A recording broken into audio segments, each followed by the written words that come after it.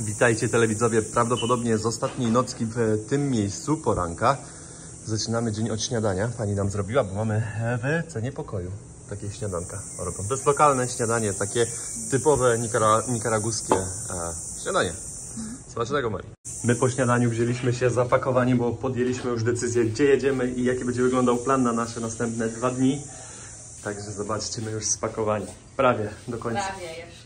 A mamy jeszcze ananasa, wczoraj kupiliśmy w zamrażarce, więc idziemy sobie zrobić takiego szejka z ananasa i wodę, bo mleka nie mamy. Mamy 15 minut do odjazdu, autobus przyjedzie tutaj pod nasz hotel, a my jeszcze szybko robimy sobie, trochę będzie tego szejka z ananasa. Wczoraj go zamroziliśmy, pociąłem go w takie mniejsze kawałki, żeby lepiej się go mieliło. Ten ananas nie był zbyt słodki, więc ten szejk nawet nie wyszedł jak szejk, który znamy. Takie słodkie ananasy, ale będzie bardziej do zjedzenia, bo tu jest cały ananas, więc jak wypijemy całego tego szejka i butelkę jeszcze zabieramy jedną ze sobą, no to się trochę najemy. Mari biegnie, bo mamy lekkie spóźnienie. Żeby nam na autobus nie uciekł, bo później będziemy musieli godzinę czekać. Musimy dojść z naszego hotelu 100 metrów do głównej drogi, która prowadzi przez tą wioskę. Jakby jest jedna tylko taka główna droga, także zgubić się tutaj nie można. Podpytaliśmy tego rowerzystę, który tam pojechał, czy autobus już pojechał w tamtą stronę, gdzie my jedziemy. Okazało się, że nie, dopiero pojechał w tamtą, bo one jadą w tamtą stronę, którą widzicie, a później wracają, bo tam jest koniec wioski i tak dookoła jeżdżą i wraca później do Leon. Mniej więcej raz na godzinę od 6 rano do 18 po południu. Także tak jest, w jednym hotelu jest rozpiska, możemy ją tutaj wam podrzucić jak jeżdżą, ale może to nie się zmieniać jakoś od czasu do czasu i wiecie, one tak na oko jeżdżą. Jest nasz żółty autobus, który nas zawiezie przez powiedzmy pół godziny. Siadamy, jest i konduktor, sporo ludzi jedzie do szkoły. Dzisiaj autobus pełny. Będziemy stać całą drogę. Zrobiło się trochę luźniej, bo sporo dzieciaków też wysiadło. Dobry kierowca. Zrobiło się na tyle luźno, że ja znalazłem miejsce dosiedzące dla siebie. Konduktor już idzie po pieniądze. Starsze małżeństwo wsiadło, takie 70+, puściliśmy ich na nasze miejsca. Autobus jest tak zapchany, że Marika wyszła tyłem i wróci przodem po swój plecak. Czekam na Marcina, który się tam przyciska, żebym mogła wejść i też zabrać swój plecak. Wyszliśmy już z autobusu. Teraz mamy do wyboru 2 hotele, do którego dojechać. Jeszcze nie zarezerwowaliśmy. Zastanawiam się. Idziemy w cień. Na stacji tutaj jeszcze pan naprawia buty. Zobaczcie. Można sobie naprawić, jak macie problem. Tutaj też są jakieś knajpeczki, sklepiki. Bo oczywiście tu jest szkoła od razu. Więc takie rzeczy tutaj mają prawo bytu, bo się sprzedają. Zobaczcie zresztą, ile tu jest uczniów. Jakieś przekąski, jakieś owoce. Posiedzimy chwilę na przystanku, zastanowimy się, co dalej robić. Mari tam siedzi na przystanku, a ja wyszedłem na ulicę złapać jakąś taksówkę, bo chłopaki też tymi rowerami wożą, ale samochodem jest 17 minut, a my tym rowerem to będziemy jechać z godzinę. Chłopaki chcą zdjęcie. Dogadałem się, jedziemy za 100 Cordobas, czyli 11 zł. Pan już czeka. Załadujemy nasze plecaki, duże plecaki do bagażnika. To jest takie taksi Colectivo. Pan jeszcze zabrał panią, która jedzie na stację autobusową. Colectivo. Pan jeszcze zabrał tutaj jedną panią, więc jedziemy w sumie w 5 osób. 20 minut i jesteśmy na miejscu. Tak się nazywa nasz nowy hotel na kolejne 2 dni. A co, on jest zamknięty? Otwarty. Tak jak wam mówiłem, oni są bardzo religijni w Nikaragui. I zobaczcie, wchodząc do hotelu, od razu figurka Matki Boskiej. Tak wygląda recepcja w tym hotelu, ale widać, że nikogo nie ma. O, to nas interesuje, ale o tym później. W końcu. O, głowa mnie boli. Oj, słońca i od kilogramów. Jest już pani, zaraz nas wpuści do naszego pokoju. Płacimy już za nasz pobyt i jak w tym kraju wszędzie można zapłacić w dolarach i w Cordobas. W lokalnej walucie też przyjmują, wszędzie. Tutaj chcieli 5% więcej za płacenie kartą, więc zapłaciliśmy gotówką. Lepiej to nam prowadzi. Tak, i różnie. Jedni mówią, że bank im zabiera i trzeba te 5%, a jedni tego nie biorą, więc nie wiadomo, jak to działa do końca. Idziemy teraz za panią, pani nas wpuści do pokoju i to też wcześniej wejdziemy, bo jest godzina dopiero 1:30. A no, ja normalnie wpuszczają, jeszcze wam pokażę, tutaj jest kuchnia, będziemy mogli z niej korzystać. Normalnie wpuszczają od 14, 15, czasami nawet od 16. A my już możemy wejść. Mają pralnię też, fajnie. Podpytamy, choć za pranie to oni chcą pieniądze i powiem wam, prawie 30 zł chcą za jedno pranie. Jesteśmy na 1. piętrze i tak wygląda nasz pokój. O proszę, Gracias, seniorita. O, proszę bardzo, proszę, bo tu ciasno. Pani coś jeszcze nam tutaj... O, mamy klimatyzację. Tak wygląda nasz pokój, łóżko. Ładnie, Wygląda ładnie. Niż na zdjęciach. Tak, na zdjęciach w ogóle nie było tego pokoju. Pokażę wam jeszcze, jak wygląda łazienka w pokoju za 123 zł. Jest kibelek. Ładnie to wszystko wygląda. W ładnych kafeleczkach. Jest prysznic. Pięknie. Jest też wiatrak, ale mamy klimatyzację i przez to, że mamy klimatyzację, wyobraźcie sobie $10 więcej, czyli 40 zł więcej za samą klimatyzację dziennie. Dzwoniliśmy tutaj do tego hotelu na telefon, pisaliśmy na WhatsApp, nikt się nie odzywał i my zarezerwowaliśmy ten hotel za około $31 za jedną nockę, zostajemy tutaj dwie. A jak się zapytaliśmy, ile by kosztowało, jakbyśmy przyjechali, tak jak najczęściej robimy, no to pani powiedziała, że 30, czyli $1 jesteśmy jakby w plecy, jakbyśmy przyjechali, zapytali o cenę z ulicy, ale tutaj w Nikaragui, w ogóle w tej części świata, bardzo rzadko jest tak, że cena jest niższa niż na bookingu. Niestety w naszym pokoju nie ma dobrego połączenia z internetem, a my potrzebujemy do pracy, więc idziemy zapytać o inny pokój z lepszym połączeniem, bo już sprawdziliśmy, inne pokoje mają ok. Przeprowadzamy się z pokoju tamtego, gdzie pani idzie, już nam pomogła tutaj. Idziemy do pokoju. Pokój jest podobny, w tym samym stylu zrobiony, tylko nie ma tych szafeczek tutaj, ale przez to jest więcej miejsca. Już mamy też biurko do pracy. Lepiej, ładniej wydaje mi się tutaj nawet. I światła więcej jest z tego okna. A ja lubię światło. Widzicie tego ptaszka na środku? Zrobił sobie gniazdo na palmie. Jak spokojnie siedzi. Przeprowadziliśmy się do nowego pokoju, zastanowiliśmy nasze walizki i teraz idziemy na miasto się chwilę pokręcić, coś zjeść. Albo zjemy coś na mieście lokalnego, albo po drodze też mamy sklep. Zajdziemy do sklepu i kupimy sobie Marii pewnie ziemniaki i jajka. Nasze ulubione danie. Tak wyglądają uliczki Leon w Nikaragui. Widzę, że tutaj jest jakaś restauracja z kurczakiem. O, poczekamy. Zaraz zobaczymy, jakie są ceny kurczaków w Nikaragui. Pewnie takie z pieca, tak? O, z grilla. Tutaj nawet jest grill. Tutaj pewnie je robią. Pani zadowolona. Aha, to też są kurczaki takie na głębokim oleju i takie grillowane. W Nikaragui transport odbywa się na takich wózeczkach.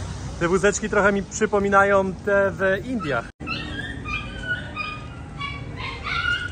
Pan tutaj ma jakąś przeprowadzkę albo biznes swój, będzie coś sprzedawał.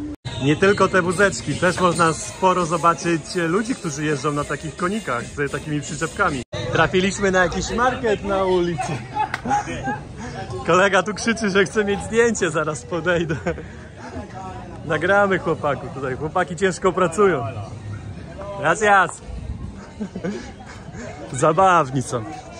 Nie wszyscy są tacy, ale sporo też jest takich zabawnych ludzi. O, a tutaj co jest? A, widzicie, tutaj można sobie naprawić buty. Jakieś walizki nawet pan naprawia. Tam torebki drugi pan naprawia. Super. O, tutaj jakie stare maszyny. A my tutaj mamy coś do jedzenia. Jest coś? Nie? Tego to chyba ty nawet byś nie chciał tak za bardzo zjeść w co tym tutaj cieple. jest? O właśnie, jakaś jajecznica już zrobiona 10 godzin temu. Kurczak z makaronu. Po środku tego marketu, o jeszcze pan by mnie tutaj rowerem przejechał, jest miejsce, gdzie sprzedają jakieś jedzenie. Sporo ludzi tu się dzieje. Zaraz podpytam, co pani tutaj ma. Jakieś słodkości. W tamtym miejscu byłem sprawdzić, co mają. Okazało się, że tylko same słodkości. My słodkości teraz nie chcemy. Chcemy zjeść coś normalnego. Tutaj jest ta restauracja ze słodkościami, a obok od razu taki wysypisko śmieci. Trochę tu wali. Wywalają wszystkie rzeczy, które są niepotrzebne. Marika, jak się nie będzie mogła zapakować znowu, to zobaczcie, jaki wybór. Jakie ładne, kolorowe rumuneczki. Cieniutkie. Długo nie wytrzymają. Pani mi powiedziała, nawet nie zdążyłem zapytać, że kosztuje 20 Cordoba taka jedna rumunka, czyli 2 zł 20 groszy. Konik sobie tutaj stoi, zobaczcie, jak ma na nosie zdarte od łańcucha, bo ma tutaj łańcuchy pozakładane. Widzicie, na nosie pozdzierane ma. Właśnie. No, słabo wygląda ten konik. Ten sklep już znacie, chodziliśmy do niego na wyspie Ometepe. Idziemy do środka. W sklepie jest tyle ludzi i tak mało miejsca, że Maryka musi drabinę przestawiać. Na markecie bierzemy jeszcze warzywa i owoce. Wzięliśmy jednego ananasa, cebulę. Chcemy jeszcze kupić ziemniaki i pomidory. Dokupiliśmy ziemniaki, marchewkę, szukamy jeszcze jajek oczywiście. Do naszych obiadów brakuje nam tylko jajek. Chodzimy do środka na taką halę targową. Sporo ludzi tutaj coś sprzedaje. Szukamy jajek. O, no, pierwsze stanowisko, Marika już znalazła jaja. Są za 6. Bierzemy 10 jajek, ja jeszcze idę się przejść dalej. Za jedno jajko wychodzi 6 Cordobas, czyli 6,60. Ale widzę już tutaj większość rzeczy to się pozamykała. Tutaj trzeba przyjść z rana, więc ja jutro rano, jak nie będę miał co robić, to ja tutaj przyjdę. Jakieś sery widzę jeszcze panie sprzedają. Tutaj też sery. Tam dalej jakieś owoce, jaja. Marii, nie uwierzysz, co tutaj znalazłem. Zgadnij, szybko. Nie patrz. Masło własnej roboty. Zobaczcie.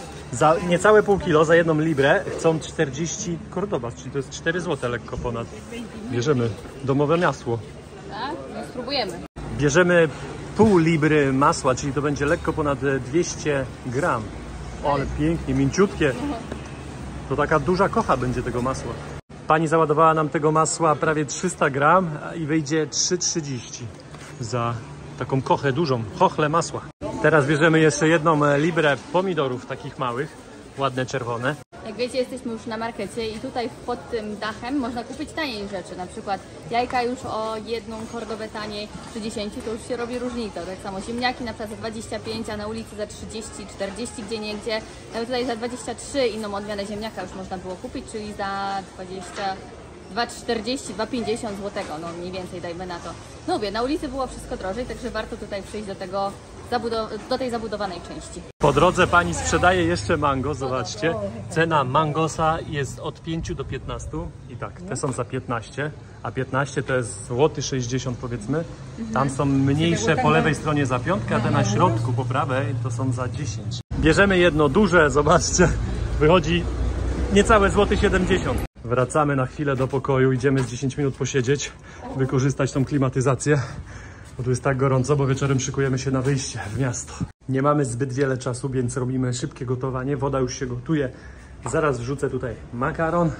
Marika robi kawę, bo jesteśmy lekko opadnięci z sił. Mamy tutaj taki ekspres, tak się to nazywa? Chyba tak. Tak, po prostu kawka sobie będzie kapać. I będziemy jeść makaron ze jajkiem i będziemy smażyć to na czym, Marika? Na maśle. Na maśle domowym. Jest i nasz obiad. Makaron smażony z jajkiem, cebulą i pomidorami. Ekstra, do tego ketchup musi być i zimny, pamiętajcie. Zjedliśmy nasz obiad, wykąpaliśmy się, wzięliśmy prysznic, jeszcze włosy mokre. Idziemy teraz do takiej katedry, można powiedzieć, takiego najlepszego punktu tutaj widokowego w centrum miasta. A Marika znalazła już 5. raz dzisiaj pieniądze. Ale tym razem jedną Cordobę, tak? Jednak. To po 25 centów, a dzisiaj, znaczy teraz, 11 groszy. No, pomału, pomału. Tych 25 centówek to już Z 10. lepiej, jak dzisiaj 4 chyba No tak. znalazłam. No 4 znalazłam, no to już jest 1. Tak, no to znalazłam dzisiaj 2 Cordoba. Wrócisz bogatsza z Nikaragui. My idziemy do katedry, a tu jest bardzo ładny, żółty kościół. Też widać, że stary. Się akurat msza odbywa w środku. Zaraz zobaczymy, jak on wygląda w środku. Bardzo ładny. Tak się nazywa ten kościół, Rerolection w 1786, więc obstawiam, że tego roku został zbudowany. Ale zobaczcie, jak on pięknie wygląda od przodu. Tam patrzyliśmy z boku na niego. Tutaj jest zegar, ale on nie działa. Z tamtej strony też był zegar, ale też nie działał. Nawet wskazówek nie było. Piękny, żółty kościół, wręcz pomarańczowy. A u góry Matka Boska. Jak za komuny w Polsce 30-40 lat temu przez okna tutaj, zobaczcie, konduktor przesuwa ludzi, żeby włazili. Nie ma miejsca o tej godzinie, bo ludzie wracają z pracy. Jeszcze 2 osoby. Nie ma miejsca. Doszliśmy do katedry, zobaczcie, jaka ona jest wielka. Tam są wieże z przodu i tutaj można po dachu chodzić. Nie wiem, czy nie jesteśmy za późno dzisiaj, bo myślę, że to z godzinkę trzeba poświęcić na to, żeby połazić sobie tam po dachu, po środku. A najlepiej ponoć właśnie na zachód słońca i jeszcze w dzień zobaczyć ją. No trochę za późno moim zdaniem dzisiaj wyszliśmy. Zobaczymy, ile kosztuje wstęp. W internecie gdzieś znalazłam 7 euro. Plus jeszcze chyba muzeum dodatkowo. Więc no nie, no zobaczymy. Zobaczymy, jak to wyjdzie zaraz. Doszliśmy z przodu tej katedry i powiem wam, że ja jeszcze takiej katedry to nie widziałem. Bardzo ładnie zachowana i dobrze wykonana. Tam zobaczcie, widać 2 mężczyzn trzymających tą belkę. Z tej strony tak samo i na pośrodku jest dzwon. Teraz widać to lepiej. Sporo też ptaków. Ładnie zrobiona ta wieża. Po lewej stronie mamy katedrę. Tam też jakieś kolonialne budynki. Tutaj też jeszcze to wygląda na kościół, bo jest wieża. Jest też krzyż na środku za tymi drzewami. Wejdziemy teraz do środka, dowiemy się, jakie ceny za wejście i czy jeszcze warto. Słyszymy też, że się msza odbywa w tym momencie w tej katedrze. Piękna jest, biała. Nie będę dużo gadał, bo teraz msza jest. Nie ma co się dziwić, że tutaj są tak piękne budynki, bo Leon został założony jeszcze przez Hiszpanów w 1610 w tym miejscu, ale jeszcze około 30 lat wcześniej w innym miejscu pod wulkanem, ale wulkan tam zniszczył tą miejscowość i ją przenieśli tutaj.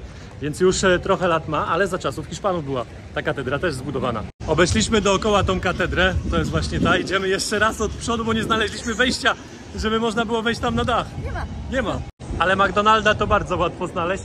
Jest na środku tego parku, tutaj można powiedzieć, tego centrum. Tutaj jest znowu wejście, inne wejście. Wejdziemy teraz tym wejściem do katedry.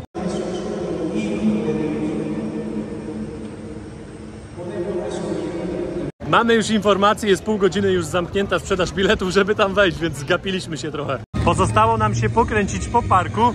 Tutaj też widać jakieś religijne miejsce. Aha, bo tam z przodu też jest kolejny kościół. Na to wygląda. I tutaj jest jakaś msza na dworze. Na to wygląda. Ale oni jakoś inaczej to obchodzą, tu jest jakoś śpiewane. Tam jest Matka Boska na środku.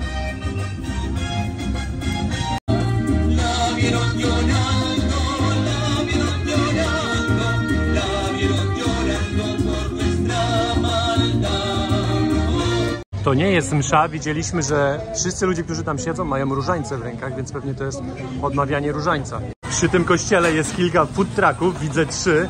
Tutaj robią jakąś meksykańską kuchnię, chłopaki. Hola!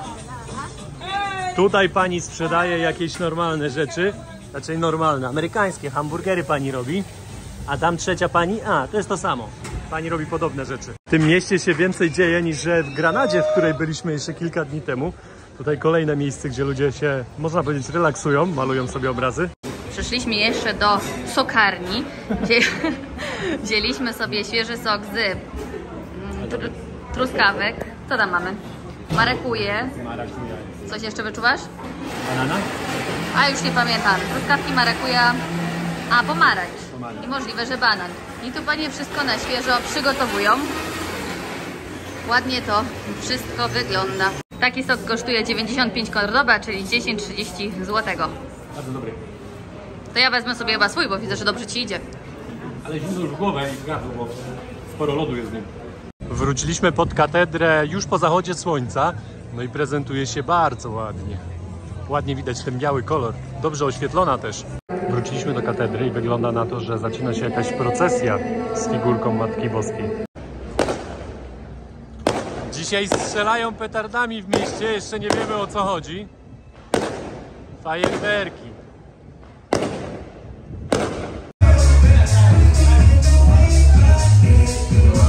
Po naszej nieudanej próbie ataku na szczyt katedry wróciliśmy już do naszego hotelu. Teraz sobie zjemy kolację i będziemy kończyć ten dzień. Idziemy spać, bo też jesteśmy jacyś wypompowani ostatnio w tej Nikaragui. Na szybkości zrobiliśmy sałatkę.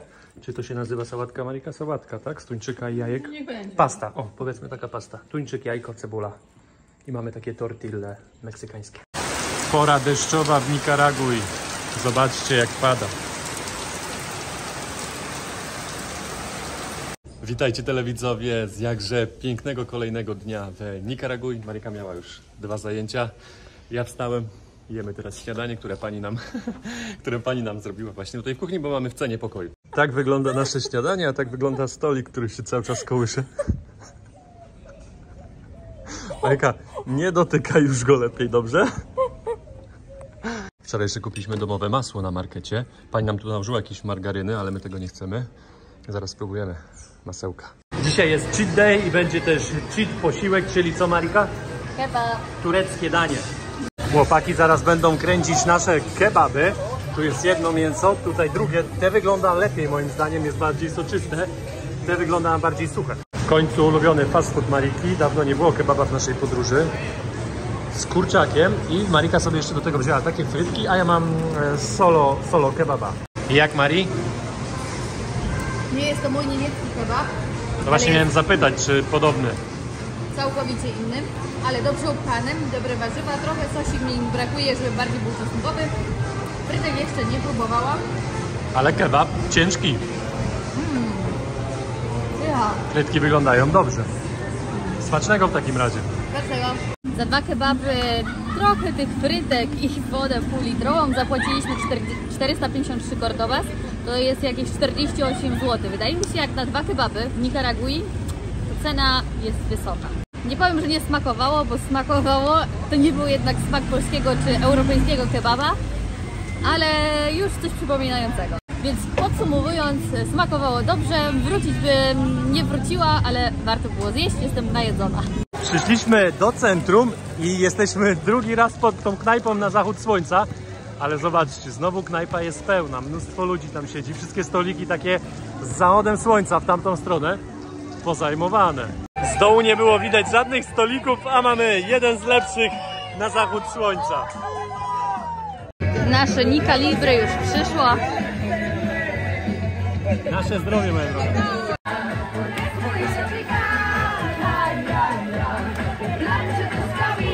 Do tego zachodu słońca domówiliśmy sobie jeszcze na czosy, ale porcja... Ja myślałam, że to będzie trochę, a jak z tym full po tym kebabie. Zjemy, Mari, zjemy. No nie zmarnuje się. Pomęczymy. Challenge jalapeno, uwaga.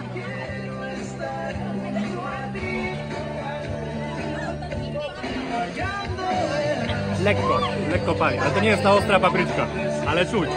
Challenge, Marika je jalapeno. Ostro. Lekko pali podniebienie. Mocne. Ale ja coraz bardziej lubię te jalapeno. Nawet ten sos, co jadamy, ten biały, pamiętasz? Do steka albo do kurczaka. Jalapeno też jest bardzo dobry. Troszkę pali, ale to nie jest takie chili, Tak. że wypala. Albo już po prostu jesteśmy przyzwyczajeni do tych chilijskich smaków. Tak, dzisiaj kebaba też jedliśmy z chili, ale robi nam się piękny zachód słońca, zobaczcie.